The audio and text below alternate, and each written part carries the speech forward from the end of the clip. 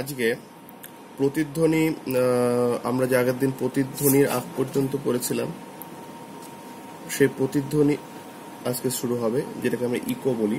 প্রতিধ্বনি মানে কি? ধরো কোনো একটা স্পিকার উৎস থেকে এখান থেকে শব্দ সৃষ্টি হচ্ছে, এখান থেকে শব্দ সৃষ্টি হচ্ছে, এখান থেকে শব্দ সৃষ্টি হয়ে এই একটা প্রতিফলক আছে, এই প্রতিফলকে শব্দটা যাচ্ছে এবং প্রতিফলিত বারবার বারবার সেই শব্দ যাচ্ছে এবং ফিরে আসছে। এই বারবার ফিরে আসার যে ঘটনা, একেই বলে প্রতিধ্বনি বা ইকো।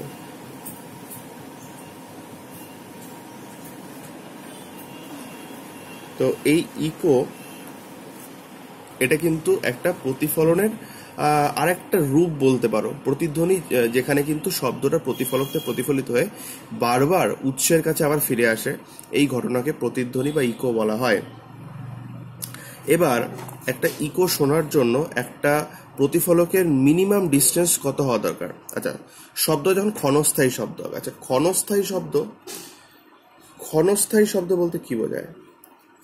ক্ষণস্থায়ী শব্দ বলতে বোঝায় যে শব্দটা খুব শর্ট টাইম, যেমন একটা হর্নের আওয়াজ বা একটা বাজি পটকার শব্দ বা একটা বন্দুক থেকে গুলি করার শব্দ, এই ক্ষণস্থায়ী শব্দ তার যদি প্রতিধ্বনি শুনতে হয় তাহলে উৎস থেকে প্রতিফলকের এই উৎস থেকে প্রতিফলকের ডিস্টেন্সটা কত হওয়া প্রয়োজন সেটা আমাকে নির্ণয় করতে হবে। আচ্ছা, এক্ষেত্রে একটা কথা বলে রাখি, আমাদের ব্রেনে প্রত্যেকটা শব্দ 1/10 সেকেন্ড পর্যন্ত স্থায়ী হয়। আমরা কোনো একটা শব্দ শোনার পর আমাদের ব্রেনে তার রেস থেকে যায় 1/10 সেকেন্ড। এই 1/10 সেকেন্ডের আগে যদি কোনো শব্দ পুনরায় আমাদের কানে এসে পৌঁছায় তাহলে কিন্তু আমরা সেই শব্দ শুনতে পাবো না। একটা শব্দ শোনার 1/10 সেকেন্ড পর্যন্ত তার স্থায়িত্ব বা রেস থেকে যায়। 1/10 সেকেন্ড মানে 1 সেকেন্ডের 10 ভাগের 1 ভাগ। তো একে বলা হয় শব্দ নির্বন্ধ, একে বলা হয় শব্দ নির্বন্ধ। তাহলে একটা জিনিস ভালো করে বোঝো, ধরো এটা হচ্ছে উৎস, এখান থেকে শব্দের উৎস, এই উৎস থেকে এই যে প্রতিফলক যেখান থেকে শব্দটা প্রতিফলিত হবে, এই শব্দ প্রতিফলিত হয়ে যদি 1/10 সেকেন্ডের আগেই চলে আসে তাহলে কিন্তু আমরা শব্দের প্রতিধ্বনি শুনতে পাবো না। তাহলে শব্দ কতক্ষণ পরে আসতে হবে? মিনিমাম 1/10 সেকেন্ডের পরে বা 1/10 সেকেন্ডের মাথায় আসতে হবে, যাতে আমরা শব্দটার প্রতিধ্বনি মূল শব্দ থেকে ভিন্ন ভাবে শুনতে পাই। এখানে যেটা উল্লেখ্য সেটা হচ্ছে বায়ুতে শব্দের বেগ হচ্ছে 332 মিটার পার সেকেন্ড। এটা on an average 332 metre per second ধরা হয়, কোনো কোনো বইতে 334 ধরা হয়, কিন্তু অন অ্যান অ্যাভারেজ বেশিরভাগ বইতে তোমার 332 মিটার পার সেকেন্ড কিন্তু ধরা হয়। আচ্ছা, তাহলে 332 মিটার পার সেকেন্ড মানে কি? 1 সেকেন্ডে শব্দ যায় 332 মিটার। তাহলে 1/10 সেকেন্ডে শব্দ কতটা যাবে? শব্দ যাবে 332/10, অর্থাৎ 33.2 মিটার। তাহলে 1/10 সেকেন্ড শব্দ কতটা যাবে? 33.2 মিটার। আচ্ছা, তাহলে 33.2 মিটার শব্দকে ট্রাভেল করতে হবে, মানে 33.2 মিটার মানে হচ্ছে এখান থেকে শব্দ যাবে এবং এখান থেকে শব্দটা ফিরে আসবে, এই টোটাল পথের দূরত্ব হবে 33.2। ভালো করে বোঝো যে এখান থেকে শব্দটা যাবে এবং একইভাবে প্রতিফলিত হয়ে আবার ফিরে আসবে, এই টোটাল টাইমটা হবে 33.2, মানে টোটাল টাইমটা হবে 1/10 সেকেন্ড। কখন না, যখন শব্দটা যাওয়ার পথ এবং আসার পথ মিলে মোট 33.2 মিটার দূরত্ব কভার করবে। তাহলে এখান থেকে এটা দূরত্ব কত? দেখো, শব্দ একবার গেছে এবং শব্দ আর প্রতিফলিত ফিরে এসছে, টোটালটা 33.2। তাহলে দূরত্বটা কত? এই দূরত্বটা করতে গেলে পরে এই 33.2কে ডিভাইড করতে হবে 2 দিয়ে, করলে পরে অ্যান্সার আসবে 16.6 মিটার। অর্থাৎ এখান থেকে উৎস থেকে প্রতিফলকের দূরত্ব 16.6 মিটার যদি ন্যূনতম হয় তবেই শব্দ যাবে 16.6, আসবে 16.6, মানে মোট 33.2 এবং সময় লাগবে কত? 1/10 সেকেন্ড। অর্থাৎ 1/10 সেকেন্ডের কাছে, মানে 1/10 সেকেন্ডের মাথায় শব্দ আবার উৎসের কাছে ফিরে আসবে, অর্থাৎ উৎপন্ন শব্দ এবং তার প্রতিধ্বনিকে আমরা আলাদা করে শুনতে পাবো। তাহলে ক্ষণস্থায়ী শব্দ শোনার জন্য প্রতিফলকের ন্যূনতম দূরত্ব হওয়া উচিত 16.6 মিটার। আচ্ছা, এটা যদি ক্ষণস্থায়ী শব্দ মানে বন্দুকের আওয়াজ, গুলির আওয়াজ বা বাজির আওয়াজ না হয়ে এটা কোনো পদাংশ হয়, পদাংশ মানে সিলেবেল যেটাকে আমরা বলি বেসিক্যালি, যেমন আই, আই একটা সিলেবেল, বা আমব্রেলা, আমব্রেলা কথার মধ্যে আম ব্রে লা তিনটে সিলেবেল রয়েছে বা তিনটে পদাংশ রয়েছে। বিউটিফুল, এইখানে বি বিউ টি এবং ফুল এই তিনটে পদাংশ রয়েছে। তো এই পদাংশগুলোকে যদি আমরা তার প্রতিধ্বনি শুনতে চাই তাহলে কিভাবে বা কত দূরত্বে প্রতিফলককে রাখতে হবে সেটা আমরা একটু দেখে নিই।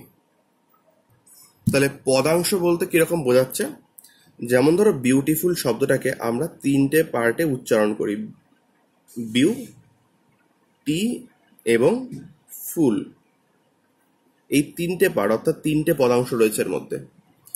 বা যেমন আই, আই শব্দটার মধ্যে একটাই পদাংশ রয়েছে, ঠিক আছে না?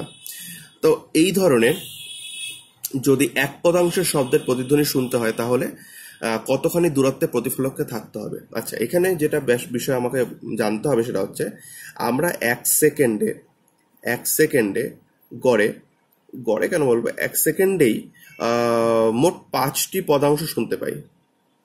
এক সেকেন্ডে শুনতে পাই 5টি পদাংশ, ম্যাক্সিমাম আমরা 5টি পদাংশ এক সেকেন্ডে শুনতে পাই। তাহলে একটি পদাংশ শুনতে একটি পদাংশ আমাদের কানে স্থায়ী হয় কতক্ষণ? 1/5 সেকেন্ড। যদি এক সেকেন্ডে 5টা পদাংশ শুনতে পাই তাহলে একটা পদাংশের সময় হচ্ছে 1/5 সেকেন্ড। তাহলে একটা পদাংশের প্রতিধ্বনি যদি আমাদের কানে আসে তাহলে 1/5 সেকেন্ডের মাথায় আসতে হবে বা 1/5 সেকেন্ডের পরে আসতে হবে। তাহলে আমরা দেখে নিই 1/5 সেকেন্ডের শব্দ কতটা ট্রাভেল করে।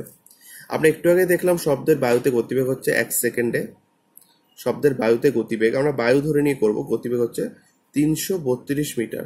তাহলে 1/5 সেকেন্ডে গতিবেগ হচ্ছে 332/5 মিটার, অর্থাৎ এখানে অ্যান্সার আসবে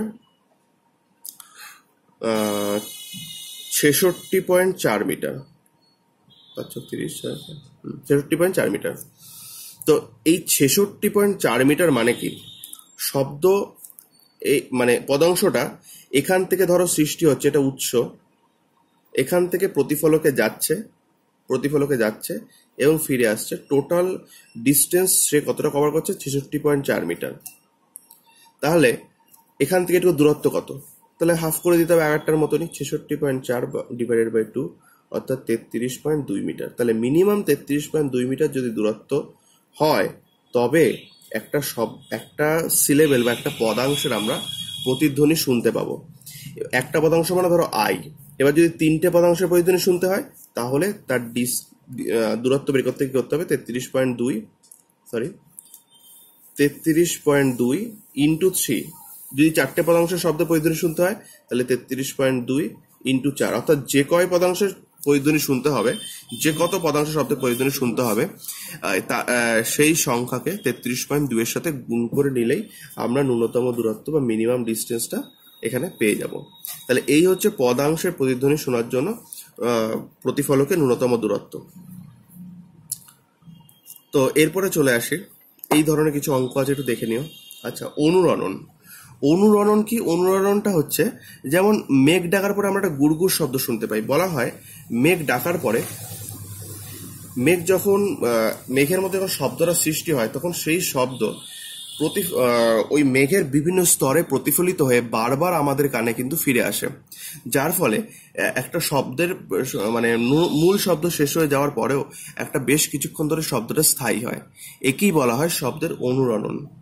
আর এখানে যেটা পড়বে সেটা হচ্ছে শ্রুতিগোচর শব্দ। শ্রুতিগোচর শব্দটা কি? আমরা 20 হার্জ কম্পাঙ্কের শব্দ থেকে 20,000 হার্জ কম্পাঙ্কের শব্দ শুনতে পাই।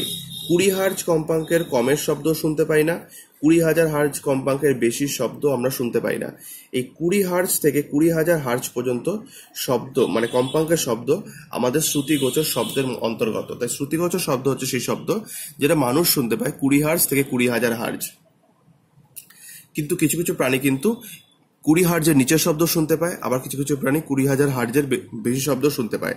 সেই প্রাণীগুলোর নাম তোমরা বই থেকে পড়ে নেবে। যেমন তিমি শুনতে পায়, ডলফিন শুনতে পায়, বাদুড় শুনতে পায়।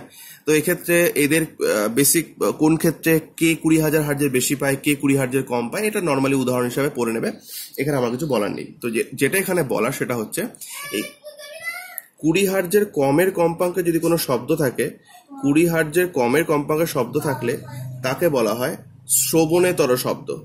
তাকে বলা হয় শ্রবণেতর শব্দ। শ্রবণেতর শব্দ। আর 20,000 হার্টজ কম্পাঙ্কের বেশি যদি কোনো শব্দ হয় তাকে বলা হয় শ্রবণেতর শব্দ। যদি 20,000 হার্টজ কম্পাঙ্কের কমের শব্দ হয় তাকে বলে শ্রবণেতর শব্দ, আর 20,000 হার্টজ কম্পাঙ্কের বেশি হলে তাকে বলে শ্রবণেতর শব্দ।